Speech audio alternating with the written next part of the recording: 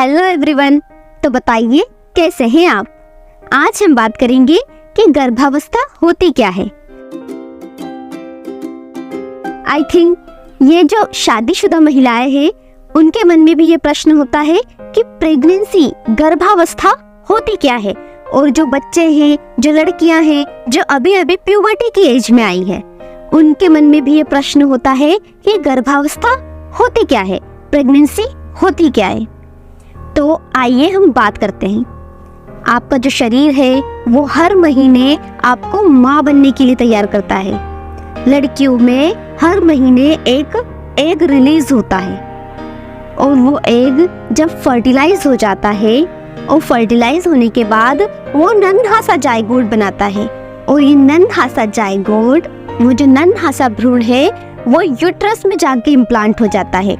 और यूट्रस में जाकर इम्प्लांट होने के बाद वो धीरे धीरे ग्रोथ करने लगता है। और जो आपका यूट्रस है, आपकी जो बच्चादानी है, वो अपने चारों तरफ एक गद्दी तैयार करने लगती है वो भ्रूण की ग्रोथ के लिए।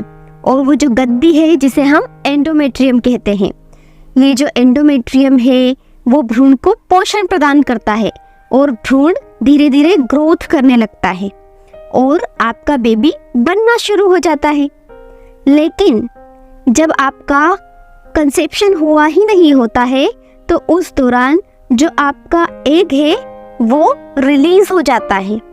आपका जो एंडोमेट्रियम की लेयर है वो धीरे धीरे पतली होकर फट जाती है और वो ब्लड के थ्रू, एमसी के थ्रू बाहर आने लगती है, जिसे आप एमसी आना कहते हैं। यदि आपका एग फर्टिलाइज हो गया है, आपका कंसेप्शन हो गया है, इंटरपोज हो गया है, तो उस दौरान जो आपका एग है फर्टिलाइज होकर जो जायगोट बनाता है और यूट्रस में इम्प्लांट होता है और ग्रोथ होने लगती है और आपका जो पीरियड्स है वो मिस हो जाते हैं। इसे ही हम गर्भावस्था कहते हैं। लेकिन कंसेप्शन नहीं होता, इंटरपोज नहीं होता, तो उस दौरान एग का रिलीज हो जाना और आपकी एंडोमेट्रियम की लेयर का फट जाना और वहां से ब्लड का बाहर आना, एग का बाहर आना, ये एमसी हो गया।